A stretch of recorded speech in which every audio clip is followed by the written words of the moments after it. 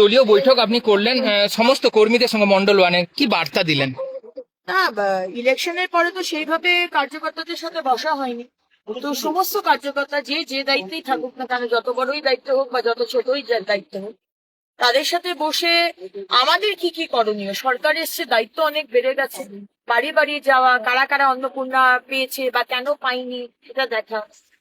আমরা আমার দপ্তর থেকে বাড়ি বানিয়ে দেবো, যদি জমি থাকে তাহলে সেই বাড়ি পাওয়ার যোগ্য কারা, কারা জল পাচ্ছে না, কোথায় ইলেকট্রিক ক্রিমেটোরিয়াল লাগবে, কোথায় রাস্তার পাশে লাইট নেই, এই সমস্ত বিষয়গুলো, কোথায় হেলথ সেন্টার ঠিক মতো চলছে না, কোথায় প্রাইমারি স্কুল, যদিও বা স্কুল আমার আন্ডারে নয়, হেলথ আমার আন্ডারে নয়, কিন্তু আমার এরিয়ার মধ্যে যদি সমস্যা হয় সেগুলো অবশ্যই দেখতে হবে।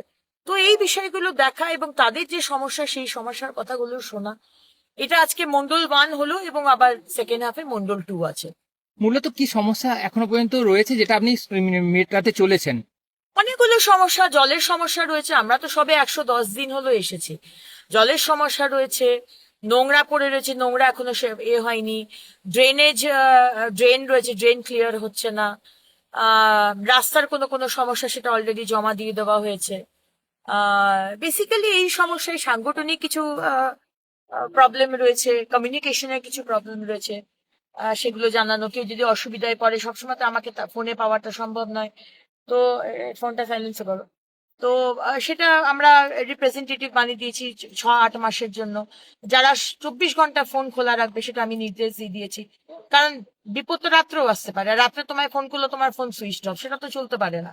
সুতরাং কোঅর্ডিনেশন যাতে সব রকম ভাবে ঠিক থাকে এবং সাধারণ মানুষ পৌঁছতে পারে। কার্যকর্তা তো আমাদের 3জন রিপ্রেজেন্টেটিভ যাকে বানিয়েছে তাকে চেনে, কিন্তু সাধারণ মানুষকে বাড়ি বাড়ি গিয়ে ওই নাম্বারগুলো দিয়ে আসতে হবে, যে এইটা হসপিটালের জন্য এরা আছে, থানার জন্য হীরাপুর থানার জন্য এটা, আসানসোল সাউথ থানার জন্য এইটা, ইএসআই হাসপাতালের জন্য এইটা, আমাদের বানপুর হাসপাতাল, এইভাবে একটা নাম্বার জেরক্স করে আমি বলেছি প্রত্যেকটা বাড়ি বাড়িতে গিয়ে দিয়ে আসছে, যাতে কোনো মানুষের অসুবিধা না হয়, কিছু কিছু কর্মীর জন্য যেমন তোলাবাজি না হয়। এটাও আমি রেখেছি যে তোলাবাজির বিষয়ে যেরকম আমাদের খুব স্ট্রিক্টলি বলা হয়েছে, আমাদের মাননীয় মুখ্যমন্ত্রী, আমাদের রাজ্য সভাপতি এবং আমাদের শীর্ষ নেতৃত্ব পরিষ্কার করে বলে দিয়েছেন যে তোলাবাজি যদি কেউ করে তাকে কিন্তু দল থেকেও বহিষ্কার করা হবে। তাই আমি ওদের সতর্ক করে দিলাম দিদিভাই হিসেবে যে এগুলো করিস না, কারণ যদি বাই চান্স খবর পৌঁছয় আর সেটা যদি ইনভেস্টিগেশন করে দেখা যায় যে সত্যি, আমি কিন্তু তোদের বাঁচাতে পারবো না।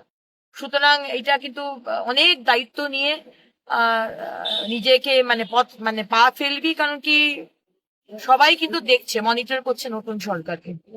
সুতরাং কোনো ভুল পদক্ষেপ নিস না, আমি দিদিভাই হিসেবে তাদেরকে এই কথাটাও বললাম। যেগুলো জনবসতি এরিয়ার মধ্যে এত দমকল ঢুকবে না, সেগুলোকে উচ্ছেদ করার কোনো ব্যবস্থা নেই? হ্যাঁ, অবশ্যই আপনারা আমাকে জানান, আমি তো সেটা বলেইছি। ইলিগাল বিল্ডিং বলুন, জলাশয় বুঝিয়ে বা বিল্ডিং করেছে সেটা বলুন, ইলিগাল লজ চলছে, হোটেল চলছে, ফায়ার লাইসেন্স নেই, ট্রেড লাইসেন্স নেই, সেই কথাগুলো বলুন।